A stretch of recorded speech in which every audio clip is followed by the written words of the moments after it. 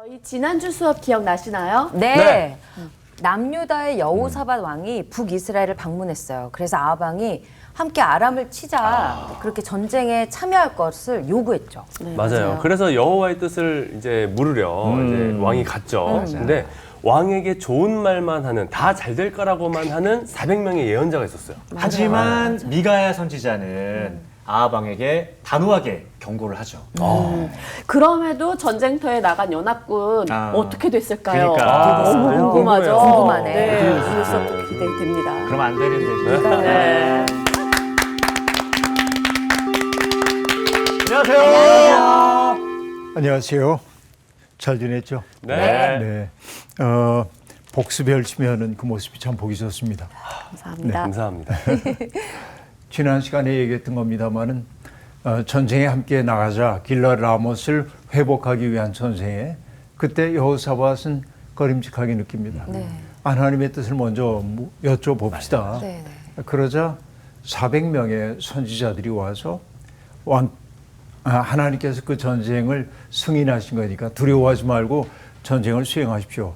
이구동성으로 얘기를 합니다. 일사불란하게. 네. 그러자 약간 이상하게 느낀 여호사밧 왕이 또 다른 예언자가 없습니까?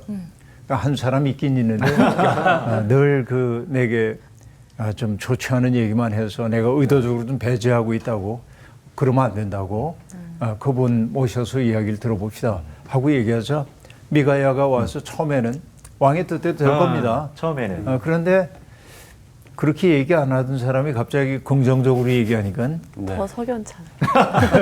이실직과라고 얘기합니다. 그러자 백성들이 흩어지는 모습을 내가 봅니다. 결국 뭐예요? 전쟁에 패배할 겁니다. 라고 하는 이야기죠. 그러자 아합은 화를 냅니다. 내가 뭐라고 얘기했습니까? 늘 불길한 얘기만 한다고 그랬잖아요. 그래서 명령을 내립니다. 부하에게. 미가야를 가두고요. 그리고 최소한의 음식만 주고 전쟁이 끝날 때까지 연금 상태에 두라고 하는 겁니다. 그러니까 미가야 예언자는 체포당하고 연금되어 있고 그렇습니다.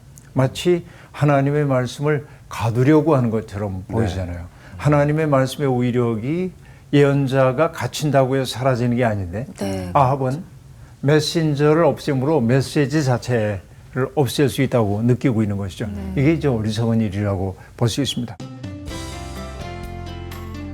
오늘 수업 열왕기서 25강 아합과 여호사밧의 최후. 오늘 열왕기상 마지막 장이죠. 22장.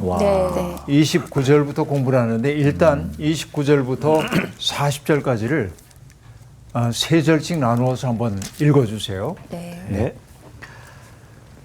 이스라엘의 왕과 유다의 여호사밧 왕이 길르앗 라못으로 올라가니라. 이스라엘의 왕이 여호사밧에게 이르되 나는 변장하고 전쟁터로 들어가려 하노니 당신은 왕복을 입으소서 하고 이스라엘의 왕이 변장하고 전쟁터로 들어가니라. 아람 왕이 그의 병거의 지휘관 32명에게 명령하여 이르기를 너희는 작은 자나 큰 자와 더불어 싸우지 말고 오직 이스라엘 왕과 싸우라 한지라. 병거의 지휘관들이 여호사밧을 보고 그들이 이르되 이가 틀림없이 이스라엘의 왕이라 하고 돌이켜 그와 싸우려 한즉 여호사밧이 소리를 지르는지라. 병거의 지휘관들이 그가 이스라엘의 왕이 아님을 보고 쫓기를 그치고 돌이켰더라. 한 사람이 무심코 활을 당겨 이스라엘 왕의 갑옷 솔기를 마친지라. 왕이 그 병거 모는 자에게 이르되 내가 부상하였으니 내 손을 돌려 내가 전쟁터에서 나가게 하라 하였으나 이날에 전쟁이 맹렬하였으므로 왕이 병거 가운데에 붙들려 서서 아람 사람을 막다가 저녁에 이르러 죽었는데 상처에 피가 흘러 병거 바닥에 고였더라. 해가 진녘에 진중에서 외치는 소리가 있어 이르되 각기 성읍으로 또는 각기 본향으로 가라 하더라. 왕이 이미 죽음에 그의 시체를 메어 사마리아에 이르러 왕을 사마리아에 장사하니라. 그 병거를 사마리아 못에서 씻음에 개들이 그의 피를 핥았으니 여호와께서 하신 말씀과 같이 되었더라. 거기는 창기들이 목욕하는 곳이었더라.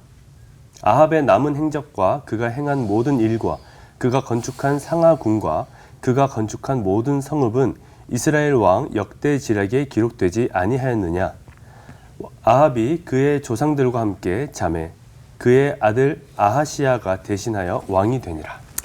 네, 결국은 예언자의 경고가 있음에도 불구하고 네. 아합은 전쟁을 수행하기로 작정하고 또 여호사밧도 불길하게 느끼면서도 거절하지 못하고 네.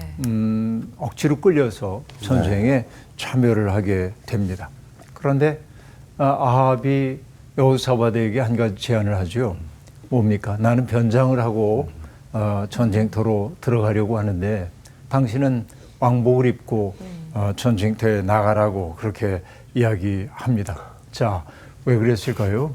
이게 살고 싶어서 그런 거 아닐까요? 살고 싶어서 네. 뭐 어떻게 보면 비열한 꼼수처럼 보이기도 하는데 사실 이 얘기는 변장했다고 하는 것은 속임수를 통해서 자기에게 주어져 있는 운명을 피해보고자 하는 인간의 일종의 노력이라고도 볼 수 있겠습니다. 이게 사람들의 우매함이기도 합니다.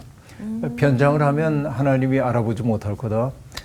이런 생각들이 있는 것이죠. 하나님뿐만 아니라 사람들을 속일 수 있다고 느끼기도 합니다. 여러분, 사무엘상 28장에 보면 사무엘이 세상을 떠나고 그리고 사울이 블레셋과 전쟁을 벌이는 이야기가 나옵니다. 그런데 사울은 사무엘이 세상을 떠나자 마치 지붕이 사라진 것 같은 위태로움을 느낍니다. 늘 하나님의 뜻을 알려주었고 또 그가 해야 할 바를 알려주었던 사무엘이 사라지고 나자 그는 두려움을 느끼죠. 그리고 하나님께 하나님 제가 이 블레셋과의 싸움에서 어떻게 하면 좋겠습니까? 하고 여쭙지만은 하나님은 꿈으로도 오림으로도 대답하지 않으시고 선지자를 통해서도 답을 주지 않습니다. 정말 두려웠죠. 네. 그래서 사울이 결국은 어떤 일을 하냐면 자기가 다 쫓아냈던 신접한 여인을 찾아가는 얘기가 나옵니다. 그래서 변장을 하고 부하들과 함께 엔돌에 살고 있는 신접한 여인을 찾아가요.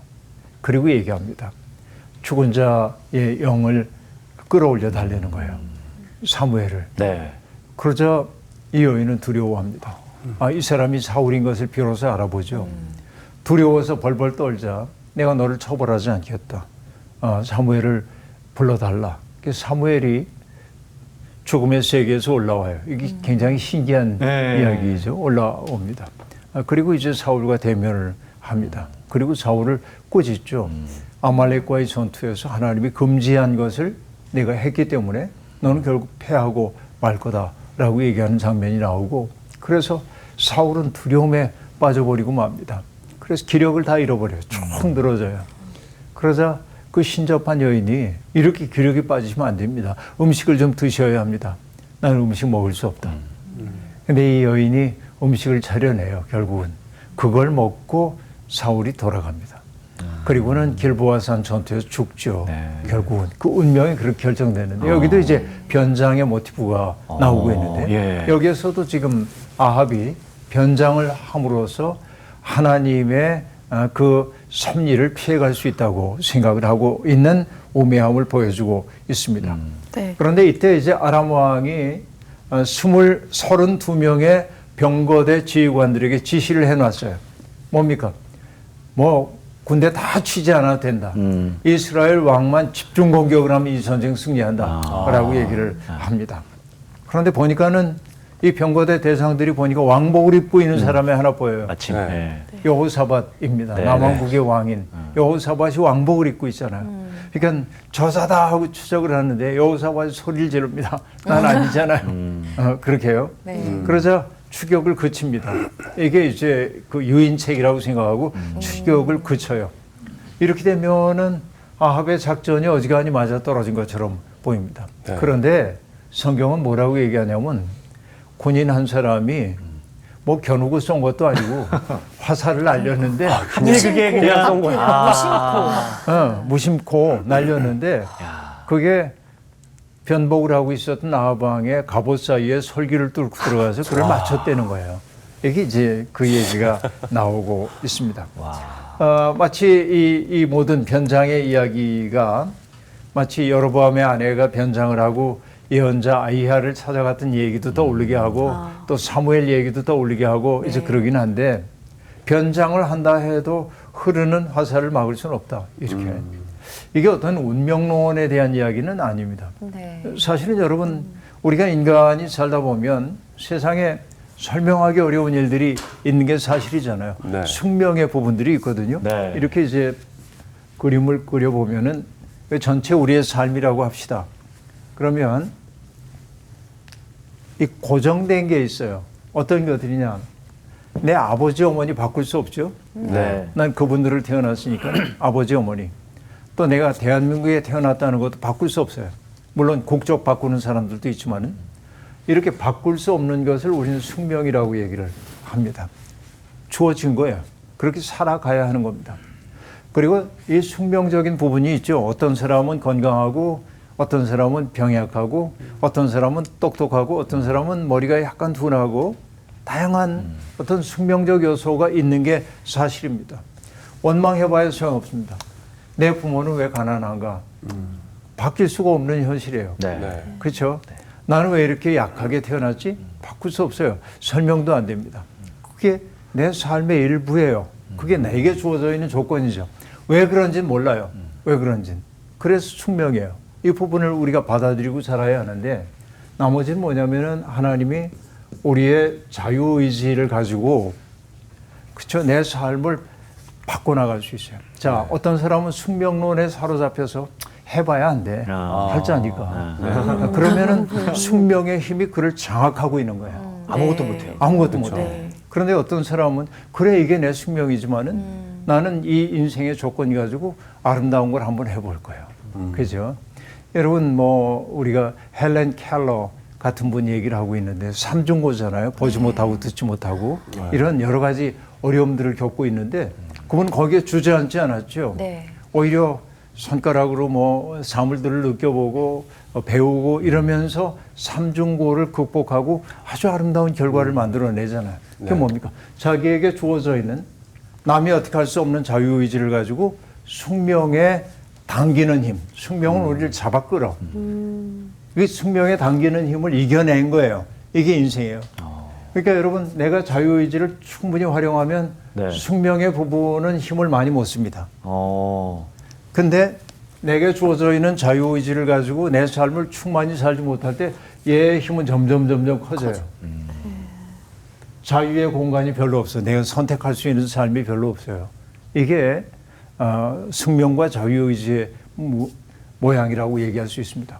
그런데 고대 그리스 사람들은 인생의 숙명 혹은 운명이라는 게 있다고 생각을 했습니다. 그러니까 신들조차도 운명을 넘어설 수가 없어. 그건 이게 그 그리스적 사고입니다. 신들도 운명을 벗어날 수가 없어. 네. 그 운명의 신들의 이름이 모이라 혹은 아난케 이렇게 얘기하는데 아난케라는 게 필연이라는 뜻이기도 합니다. 필연. 벗어날 수가 없어요. 그래서 여러분 그 흥미로운 얘기가 하나 있는데 빅터 프랭클이라고 하는 오스트리아의 심리학자가 아우슈비츠 수용소를 경험하고 썼던 책 죽음의 수용소에서라고 하는 책에 사실은 옛날부터 있었던 이야기를 인용을 합니다. 어떤 얘기냐면 페르시아에 매우 부유한 사람이 하나 있었습니다. 착해요. 근데 어느 날 아주 느긋하게 아침나절에 자기 정원에서 정원을 즐기고 있는데 정원일을 보고 있었던 자기 하인 하나가 갑자기 깜짝 놀라는 비명소리를 지릅니다. 그리고 이 주인에게 막 달려와요. 그리고 주인님 그러면서 뭐라고 얘기하냐면 내가 지금 죽음의 사신을 만났습니다. 이 정원일을 하다가 네. 그러니까 나는 지금 죽고 싶지 않아요. 잘 달리는 말 한 피를 좀 제게 주시면 좋겠습니다. 이렇게 마음이 좋고 그 하인을 귀하게 여겼던 주인이 하루에 1000리를 달리는 말을 내줍니다. 그래서 이 하인은 그 말을 타고 죽어라 하고 달려가요. 그리고 주인이 묻습니다. 어디로 가려고 그래? 네.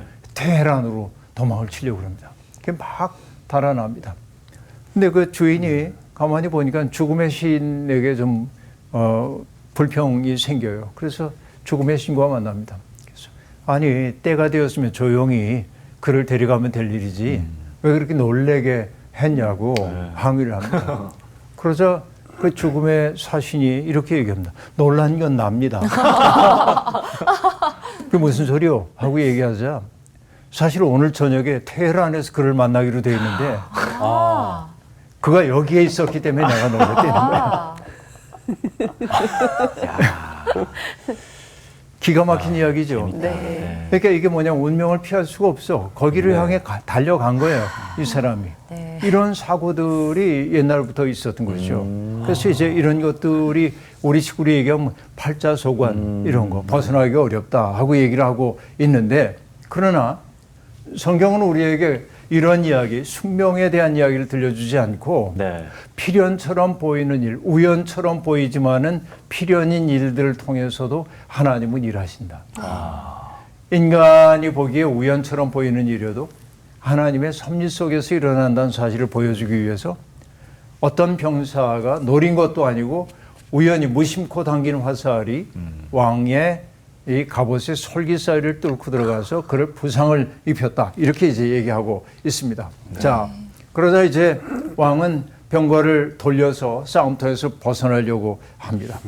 그리고 포위에서 가까스로 벗어납니다. 영웅적인 면모가 있죠. 부상을 당했는데도 네. 아합을 나쁘게만 볼 게 아닙니다. 그러나 저녁에 부상이 악화돼서 결국은 죽음에 이르게 되었고 그 비극적인 죽음의 이야기를 성경은 상처에서 흘러나온 피가 바닥에 흥건히 고였다고 얘기하고 있습니다. 해가 질 무렵 그때가 되자 진중에서 외치는 소리가 들려옵니다. 각기 성읍으로 또는 본향으로 가라 라고 얘기합니다. 그 백성들이 이 전쟁에서 우린 패배했다고 돌아갑니다. 아니 군인들이 어떻게 그냥 돌아가요? 지휘관을 잃었다고 군인이 돌아가도 됩니까? 우리가 알아야 될 것은 이때 전쟁엔 상비군들만 전쟁에 참여한 게 아니고 네. 그냥 농민 같은 사람들도 전쟁에 징발되어서 참여를 했기 때문에 네. 그들은 언제라도 돌아가게 되어 있었던 것이죠. 그래서 그들이 각기 흩어져 돌아가세요. 바로 미가야 예언자가 했던 그 이야기가 그대로 의미했습니다. 그렇죠. 백성들이 흩어지는 것이 보이나이다 라고 얘기했었는데 바로 그것이 그대로 이루어졌던 것입니다. 네. 네. 자, 여기 보면요. 결국 싸움에서 패배했습니다. 왕실의 패배죠. 아합 왕의 패배입니다. 그런데 이 패배가 국민들, 아직 국가가 있을 때가 아니니까 백성이라고 해야 하는 게 맞겠지만은 백성들. 백성이라는 게 100가지 성이기도 하죠. 이게 이제 모여지는 게 백성이죠. 그러니까 이 왕실의 패배는 백성의 패배로 귀결되지 않습니다. 네. 오히려 왕실의 패배가 백성들로 하여금 현업으로 돌아가게 만들어요. 자기의 삶의 자리로 돌아가요. 네. 이런 그 아이러니를 지금 보여주고 있는 것입니다. 그러니까 통치자의 운명과 백성의 운명이 분리되고 있음을 보여주고 있어요. 네. 그러니까 그동안의 종교라고 하는 게 아합 왕의 주변에서 아합 왕을 부추기면서 종교적으로 국가주의를 추인해주고 있던 종교가 그릇된 것임을 이렇게 넌지시 비판하고 있음을 알 수 있습니다. 결국은 이런 과정들을 통해서 이스라엘 왕의 시체를 모시고 사마리아로 돌아오지요. 그리고 아까 얘기한 대로 병거에 피가 흥건하게 묻어 있었기 때문에 네. 어떻게 했다고 얘기를 하고 있습니까? 개가 핥았다. 그 병거를 사마리아에 못에서 씻었다 하고 얘기합니다. 네. 개들이 그의 피를 핥았다. 이게 엘리야를 통해 하셨던 말씀이 그대로 지금 응하고 있음을 볼 수 있습니다. 네. 그런데 성경은 이 사건의 비극성을 강조하기 위해서 어떤 얘기를 하냐면 그 사마리아 연못, 아합 왕의 피가 흘렀던 병거를 씻은 그 연못을 거기는 창기들이 목욕하는 곳이었더라. 이렇게 얘기하고 있습니다. 그러니까 창기들이 목욕하는 곳에서 병거를 씻었다고 얘기하므로 아합에 대한 부정적 묘사를 완성형으로 만들어가고 있음을 볼 수 있습니다. 네. 그렇죠? 그리고는 아합의 남은 행적과 그가 행한 모든 일, 그가 건축한 상하궁과 그가 건축한 모든 성읍들에 대해서는 이스라엘의 역대 지략에 기록되었다. 이렇게 말하고 있습니다. 그런데 어쨌든 우리가 보면은 아합 왕은 문제가 많은 왕이었습니다. 네. 그 아내인 이세벨도 네. 그렇고요. 그러니까 그 오므리 왕조가 4대까지 갈 수밖에 없다고 얘기했는데 이렇게 되므로 아합 왕의 그 일가는 한 대만을 남겨두게 되는데 다음에 이제 그 아하시아가 왕이 되는 이야기가 등장하는데요. 여러분 우리가 살다 보면 여기에서 굉장히 중요한 요소 금방 얘기한 이런 것인데 살다 보면 숙명적인 부분들이 있는 게 사실이죠. 네. 그래서 제가 종종 좋아하는 평정을 구하는 기도라고 하는 기도가 있는데 라이노 니버라고 하는 분이 드렸던 기도입니다. 상당히 길지만은 앞에 나오는 세 문장을 띄어서 사람들은 기억하고 있어요. 그건 뭐냐? 하나님, 내가 바꿀 수 있는 일은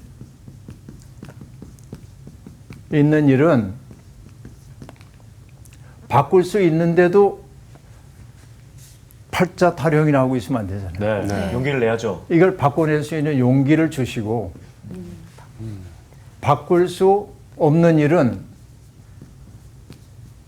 어떻게 해야 됩니까? 내 삶으로 받아들여야 돼요. 인정해야죠. 인정. 그 어떤 마음이에요? 평정심이에요. 네? 평정의 마음. 평정의 마음. 그러니까 우리가 살면서 보면요. 내 것이 아닌 것 때문에 사람들이 너무 힘들어하고 그럽니다. 네. 나는 왜 뭐 남들과 비교해 가면서 그 아이들 청소년 때에도 이제 원망들이 많죠. 누구 집은 이렇게 부유하고 원하는 거 다 해주는데 왜 나만 없어? 나만 없어 이런 얘기들. 바꿀 수 없는 부분들이 있으면 그걸 받아들이는 게 평정한 마음이 필요한데 네. 이거를 바꿀 수 없는 것을 받아들이는 것을 달리 뭐라고 얘기하냐면 네. 존재의 용기라고도 얘기한단 말이에요. 오. 존재의 용기. 이게 믿음이에요. 이건 폴 틸리히라고 하는 신학자의 책 제목이기도 합니다. 네. 존재의 용기라는 게. 내 삶의 악조건이 내 삶이라고 수용하는 거야. 그래 이건 바꿀 수 없지. 예. 내 삶이야. 받아들여야지. 그러나 난 주저앉지 않겠어. 바꿀 수 없는 일은 받아들이고 그리고 근데 문제는 뭐냐면 예. 바꿀 수 있는 일인지 없는 일인지 알기가 어렵다는 거예요. 아, 그렇죠. 그래서 그 다음에 뭐라고 얘기하냐면 이 둘 사이의 차이를 알아차릴 수 있는 지혜를 주십시오. 지혜. 차이를 알아차릴 수 있는 지혜를. 이게 참 이것까지 있어 완성이네요. 예, 필요한 거예요 이게. 그죠? 네. 그러니까 우리들도 그렇습니다. 내가 바꿀 수 없는 일이 있다고 한다면 받아들여야 돼요. 네. 근데 바꿀 수 있는데도 불구하고 바꿀 수 없어라고 판단하면 안 되잖아요. 네. 네. 그렇죠? 또 바꿀 수 있는 일인데 바꿀 수 없다고 해도 안 되고 바꿀 수 없는 일인데 바꿀 수 있다고 나서도 안 되는 일. 네.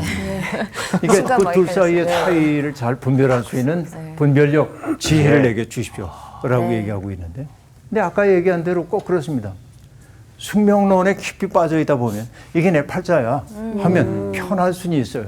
그냥 내 팔자니까 편할 수는 있어요. 그러나 그걸 그냥 받아들이는 순간 얘의 힘은 점점 커지고 네. 내가 할 수 있는 게 너무 없게 돼. 그래서 믿음의 반대말은 뭐냐? 믿음의 반대말은 네. 불신이 아니라 네. 숙명론입니다. 아. 난 아무것도 할 수 없어. 근데 믿음이라고 하는 게 존재의 용기이기도 하지만 다른 말로 얘기하면 뭐예요? 불가능의 가능성이기도 합니다. 우리가 누군가를 아가페적으로 사랑한다는 것은 인간에게 불가능한 일처럼 느껴집니다. 네. 그러나 예수 그리스도께서 우리에게 보여주셨어요. 그러니까 불가능하다고 얘기하지만 가능해요. 이게 바로 우리에게 주어져 있는 존재의 용기이기도 하다는 얘기죠. 자, 어쨌든 아합의 얘기를 통해서 이런 이야기를 조금 더 살펴봤습니다. 그 다음 얘기 볼까요? 네. 41절부터 50절까지인데요. 41절부터 50절까지 우리 몇 절입니까? 한 10절쯤 되나요? 2절, 3절씩 나눠가지고 좀 읽어주세요. 네. 네. 이스라엘의 아합 왕 제4년에 아사의 아들 여호사밧이 유다의 왕이 되니 여호사밧이 왕이 될 때의 나이가 35세라 예루살렘에서 25년 동안 다스리니라. 그의 어머니의 이름은 아수바라 시리의 딸이더라. 여호사밧이 그의 아버지 아사의 모든 길로 행하며 돌이키지 아니하고 여호와 앞에서 정직히 행하였으나 산당은 폐하지 아니하였으므로 백성이 아직도 산당에서 제사를 드리며 분향하였더라. 여호사밧이 이스라엘의 왕과 더불어 화평하니라. 여호사밧의 남은 사적과 그가 부린 건세와 그가 어떻게 전쟁하였는지는 다 유다 왕 역대 지략에 기록되지 아니하였느냐. 그가 그의 아버지 아사의 시대에 남아있던 남색하는 자들을 그 땅에서 쫓아내었더라. 그때에 에돔에는 왕이 없고 섭정 왕이 있었더라.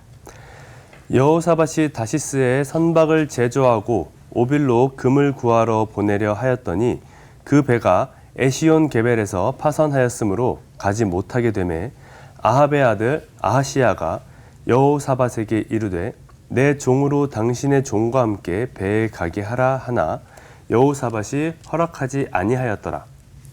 여호사밧이 그의 조상들과 함께 잠에 그의 조상 다윗성에 그의 조상들과 함께 장사되고 그의 아들 여호람이 대신하여 왕이 되니라. 자, 여기 보면은 아합 왕 4년에 여호사밧 왕이 유다의 임금이 되었고 네. 뭐 아주 기초적인 자료가 나옵니다. 35살의 왕이 되었고 25년 동안을 다스렸다. 그리고 어머니는 아수바이고 아수바는 실히의 딸이었더라. 기본적인 자료를 쭉 제공을 하고 있습니다. 그리고 그에 대한 평가, 그 열왕기서의 저자가 늘 평가할 때 하는 그 전형적인 문투로 얘기하고 있습니다. 여호사밧이 그의 아버지 아사의 모든 길로 행하며 돌이키지 아니하고 여호와의 길에서 정직히 행했다. 네. 다 유대 왕들에 대한 평가는 대체로 정직히 행했다. 그러면 여러분 이 역사의 기록자가 북왕국 사람일까요? 남왕국 사람일까요? 대개 남왕국 사람들임을 네. 알 수 있습니다. 그런데 여호와 앞에 정직하게 행했지만은 한 가지 그가 하지 않은 것은 뭐예요? 산당을 폐하지는 찜찜하게. 않았다라고 얘기합니다. 자, 이 산당이라고 하는 게 우상숭배 터전이라고 볼 건 없습니다. 왜? 솔로몬 성전이 만들어진 다음에 제의의 중앙 집권화가 일어났는데 그래도 지방 전통이 강했기 때문에 옛날부터 하나님을 만난다고 했던 그 장소에 대한 애착들이 있었기 때문에 사람들은 알게 모르게 거기에 산당에 가서 하나님을 만나기를 원했던 거죠. 네. 그러니까 이게 어떻게 보면은 종교의 민주화라고도 볼 수 있겠는데 제도의 입장에서 보자고 한다면 하나의 중심이 만들어졌는데 그 중심 속에 모이지 않고 다른 성소들이 있는 게 못마땅하게 보였던 것이죠. 그러니까 이 성소를 철폐하지 않은 것은 아직도 별로 좋지 않은 평가를 받았음을 우리가 볼 수 있습니다. 그리고는 그의 남은 사적과 그가 어떤 권세를 누렸는지 어떤 전쟁을 치렀는지 이런 것들이 역대 지략에 기록되었다고 얘기하고 있고요.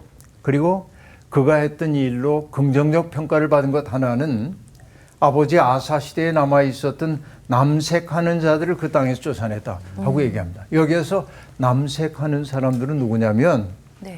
구별된 남자들 혹은 거룩한 남자들이라고 일컬어지는 것인데요. 뭐냐? 우상 숭배하기 위해 찾아오는 여성들과 관계하는 그러니까 거룩한 남창들인 셈입니다. 남색하는 자란 이런 것입니다. 그러니까 여러분 이게 말이 안 되는 얘기죠. 거룩하다는 말과 창기라고 하는 거예요. 그러니까. 근데 고대 종교 전통인 그런 게 있었단 말이에요. 신전에 찾아와서 그렇죠? 신이 이 세상과 결합함으로 뭔가를 산출해 주기를 바라는 징표로 그런 행위들이 일어났단 말이에요. 근데 찾아온 사람이 남성일 때도 있고 여성일 때도 있으니까 신전 여성 창기도 있었고 남성 창기가 있는 것도 있었던 것이죠. 이게 이제 고대 세계의 모습이라고 볼 수 있습니다. 근데 그들을 쫓아냈다. 이 왕이 이건 이제 굉장히 괜찮은 거로 되어 있습니다. 네. 그리고 이 여호사밧이 왕으로 있는 동안 에돔에는 왕이 없었다. 어떤 얘기입니까? 에돔이라는 게 그 남왕국 유다의 남쪽, 남동쪽에 있는 나라가 에돔인데 네. 이 나라를 위임 통치했다. 이렇게 여호사밧이 꽤 힘이 셌음을 보여주는 대목이라고 볼 수 있겠습니다. 그리고 그 국력이 상당히 상승했다는 징표가 뭐냐면 오빌에서부터 금을 수입하기 위해 원양선박을 건조했다라고 한 대목입니다. 네. 솔로몬 시대에는 수없이 많은 금은 보화가 들어왔죠. 네. 네. 그런데 지금 이때는 그렇게 많은 금이 없었기 때문에 오히려 그것을 수입하기 위한 원양선박을 건조했다라고 말하는데 이 왕 시절에 큰 사건이었던 모양이에요. 에시온 게벨에서 배가 난파하고 말았다. 결국 그의 꿈이 이루어지지 않았습니다. 북왕국 아합의 왕으로 등극했던 아시아가 공동 해운 사업을 제안하지만은 네. 거절했다 이렇게 되어 있습니다. 그런데 흥미로운 사실은 뭐냐면 역대하 17장과 19장에서 여호사밧의 통치에 대한 이야기가 기록되고 있는데 열왕기보다 훨씬 상세합니다. 여기에서는 여호사밧이 굉장히 큰 정치인입니다. 성읍마다 군대를 주둔시키고요. 그리고 하나님의 계명을 철저히 따라 살았던 사람으로 평가되고 있습니다. 그런가 하면은 전심으로 여호와의 길을 걸었는데 그가 했던 일 가운데 좋은 일이 뭐냐? 전국 각지에 사람들을 보내서 레위인들이겠죠. 백성들에게 율법을 가르칩니다. 자, 이게 참 중요한데요. 제가 왜 중요하다고 얘기하냐면 율법이라는 게 하나님이 그 선민에게 주신 행동 지침이죠. 어떻게 살아야 하는지 보여주는 것이죠. 그런데 고대 세계에서 바로 이 율법은 하나님의 마음이 그 속에 깃들여 있죠. 네. 그런데 고대 세계에서 신의 뜻을 아는 사람은 누구냐면 배타적으로 사제 계층들 아니면은 왕뿐입니다. 사제 왕이죠. 왕이 스스로 최고의 제사장 노릇을 할 때도 있습니다. 그러니까 하나님의 뜻을 아는 사람들이 결국 뭘 가져요? 권력을 갖게 되어 있어요. 이게 하나님 뜻이야 하고 얘기하면 권력이잖아요. 네. 이게. 그런데 이스라엘의 이 성서의 위대함은 뭐냐? 모세와 하나님 사이에 시내산 언약이 맺어졌을 때도 하나님이 모세에게 지시한 게 뭐냐? 내가 지시하는 모든 것을 모든 백성에게 알게 하라. 그러니까 독점, 하나님의 뜻에 대한 독점을 허락하지 않아. 그 얘기는 뭐예요? 왕조차 하나님의 뜻을 통해서 권력을 행사해서는 안 된다. 함부로. 이건 여러분 어마어마한 차이입니다. 네. 근데 여러분 이게 나중에 보면은 우리가 이제 종교개혁 시절에 보면은 그 라틴어로만 예배가 이루어지고 네. 성경을 읽는 것도 라틴어 성경만 읽어야 했고 1960년대 중반까지는 전 세계 모든 카톨릭 교회가 라틴어 미사를 드려요. 아무도 알아듣지 못하고 사제들 외에. 네. 그러니까 그게 뭐예요? 권력이죠. 네. 그거는 권력이죠.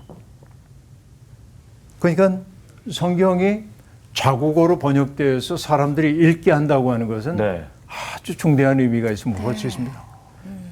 근데 여호사밧이 내가 이 율법을 홀로 알고 있다고 말하지 않고 사람들을 보내서 율법을 다 가르치고 이게 하나님의 뜻이라고 가르쳤다고 하는 것은 굉장히 중요한 의미가 있습니다. 네. 일종의 민주화 조치입니다. 그리고 재판관을 세워서 공정한 재판을 하게 하고요. 그리고 재판관들에게 이렇게 명합니다. 너희는 여호와를 두려워하는 마음으로 삼가 행하라. 우리 하나님 여호와께서는 불의함도 없으시고 치우침도 없으시고 뇌물을 받는 일도 없으시니라 하니라 라고 말합니다. 위대하죠. 예. 큰 일을 행했습니다. 그러나 그의 인생에 오점이 있다고 한다면 아합 가문과 친척이 된 데 있습니다. 그 영향 때문에 끼어들지 말아야 할 전쟁에 끼어들기도 했고요. 네. 그렇죠? 네. 그러나 여호사밧이 그나마 괜찮은 것은 뭡니까? 선지자의 말에 귀를 기울일 생각이 있었다는 네. 것이죠. 네. 또 다른 한계는 알고도 아합에게 끌려 전쟁터에 나갈 수밖에 없었다는 거. 이게 참 인간의 어떤 그 비애라고도 얘기할 수 있겠습니다. 네. 나중에 여호사밧 왕이 선견자로부터 예후로부터 준엄하게 경거망동했다는 꾸지람을 듣습니다. 이게 역대기에 등장하는 이야기이거든요. 근데 여호사밧 왕은 그 말씀을 경청해요. 겸허하게. 그러니까 나름대로 좋은 임금이었음을 보여주고 있습니다. 네. 자, 그 마지막 이야기를 볼까요? 네. 51절부터 53절에 보면은 이스라엘 왕이 아합이 죽은 다음에 그의 아들 아하시아가 왕이 되잖아요. 네. 아하시아가 이제 왕이 됩니다. 여호사밧 왕 제17년입니다. 네. 이때 아하시아가 사마리아에서 이스라엘의 왕이 되었고 2년 동안을 다스렸다고 그렇게 돼 있습니다. 네. 그런데 그에 대한 평가는 뭐 전임자들에게 주어졌던 평가와 비슷해요. 여호와 앞에서 악을 행하여 그의 아버지의 길과 그의 어머니의 길과 이스라엘에게 범죄하게 한 느바스의 아들 여로보암의 길로 행하며. 야, 자, 종합 여기 같으네요. 재미나는 게 뭐냐면 보통 이스라엘 왕들에 대한 평가를 할 때 여로보암의 길로 행하며 이렇게 얘기했잖아요. 네. 근데 여기엔 두 사람이 더 등장해요. 야, 진짜 조합 아이콘이 세트네. 됐네. 조합 세트. 아, 네. 그렇죠. 아버지 누구입니까? 아합이죠. 참. 그렇죠. 우리가 이제 그 나봇의 포도원 사건도 압니다만은 그렇죠. 이런 그 무기력하고 무능력하고 욕심 많고 그런 아합의 길. 또 하나는 어머니의 길 이세벨. 당신이 왕입니까? 왕이 채통이 있지. 그거 가지고 근심해요. 그러면서 거짓 증언으로 사람을 죽이고 아주 기뻐하면서 차지하라고 얘기했던 그 어머니의 길을 따랐다고 얘기하고 있습니다. 결국 여기에 그 어머니의 이름을 한 번 더 언급하고 있는 까닭이 뭘까요? 이세벨이 이스라엘 역사에서 끼친 악영향에 대해서 한 번 더 강조하고 싶었기 때문에 그렇습니다. 네. 결국은 이러한 그 어머니의 영향 때문에 아시아 임금도 바알을 섬겼다 이런 평가를 받고 있고 그 때문에 여호와를 노하시게 하였다라고 말합니다. 이 아하시아를 통해서 이제는 오므리 왕조가 거의 막을 내려가고 있음을 보여주고 있고 이렇게 해서 열왕기상 이야기가 끝나고 있는데요. 오늘 이제 그 다음에 이제 열왕기 하루 우리가 이제 넘어가게 되겠습니다만은 네. 여기 오늘 읽었던 우리가 함께 공부했던 대목에서 우리가 자꾸 떠오르는 것이 무엇입니까? 하나님은 손이 많으시다 하는 얘기인데 그러니까 사람들이 숙명이라고 생각하고 있는 부분 이것이 벗어날 수 없음을 의미했지만은 성경은 그것을 벗어날 수 없음으로 보지 않고 하나님이 일하시는 방식 가운데 하나로 얘기하기도 합니다. 우리가 알지 못하는 수많은 방식을 하나님은 가지고 계시죠. 그러니까 그것을 우리가 다 알아차릴 수는 없어요. 그래서 그것을 알아차릴 수 없기 때문에 하나님의 뜻이라고 얘기하기도 하는 것이죠. 그리고 아까 얘기한 대로 믿음이라고 하는 건 뭐였습니까? 내 삶의 조건을 내 삶으로 수용하고 받아들이고 그 속에서 하나님이 기뻐하시는 일이 무엇인지를 추구하는 것. 이런 것들이 존재의 용기라고 얘기를 했죠. 네. 믿음의 반대말은 불신앙이기도 하지만은 뭐라고 얘기했어요? 숙명. 아무것도 할 수 없다. 인간은 본래 안 돼. 이런 거. 그러나 믿음은 뭐예요? 불가능의 가능성이라고 얘기했어요. 우리는 불가능한 이 일에 초대를 받았습니다. 내 힘으로 안 됩니다. 내 능력으로도 안 됩니다. 주님이 함께 하실 때만 가능하죠. 그렇습니다. 역사는 멀리서 바라보면은 우리 눈에 역사가 어떻게 흘러가는지 보입니다. 그러나 그 역사 속에서 살아가고 있는 사람들은 자기가 어떤 모습으로 살고 있는지를 보지 못합니다. 우리가 역사를 공부하는 까닭은 뭐냐? 긴 역사의 과정을 바라봄을 통해서 내가 역사의 어떤 지점에 있는지를 바라보고 내가 삶을 대하는 태도가 어떠한지를 반성적으로 성찰하기 위한 것임을 알 수 있습니다. 오늘도 우리는 이스라엘 역사에서 우울한 부분을 이야기했지만은 그러나 우리에게 주는 교훈은 매우 많았다고 생각합니다. 네. 오늘 수업 여기서 마칠게요. 와, 고맙습니다. 감사합니다. 여기에만 너무 갇혀 있고 남들과 비교하면서 자기를 깎아먹는 사람이 있구나. 그런 사람들한테 좀 더 이 수업이 용기가 되는 오늘 시간이 될 것 네. 같아서 너무 좋았습니다. 네. 아, 요거쯤이야 좀 넘어가도 되지 할 때가 또 타협하고. 있잖아요. 맞아. 타협하면서 많죠. 네. 그 믿음의 순간 놓치면서 타협할 때 아, 그 경거망동한 내 모습을 또 발견했습니다. 네. 지혜가 있어야 되잖아요. 분별할 이걸 수 있는 분별할 수 있는. 맞아요. 그래서 오늘부터 저를 정지혜라고 불러주십시오. 오. 별명을 지혜로 하겠습니다. 별명을 지혜로 네. 하겠다. 지혜 씨. 네, 네, 지- 지혜 나온. 하나님의 뜻을 구하고 선지자의 말을 들으면 살고 맞아요. 안 할 건데 이러면 결국 또 비극을 맞이하게 되는 계속 반복되고 있고 그걸 보면서도 그렇게 내 뜻대로 행하려 하는 게 참 너무나 안타깝다 이런 생각이 좀 들어요. 맞습니다. 늘 우리 주님이 저희 모든 행동을 다 보고 계시니까. 그쵸. 네, 주님이 기뻐하는 삶을 살도록 노력하시죠. 용기도 내면서 네, 맞습니다. 존재의 용기. 용기 지혜 지혜.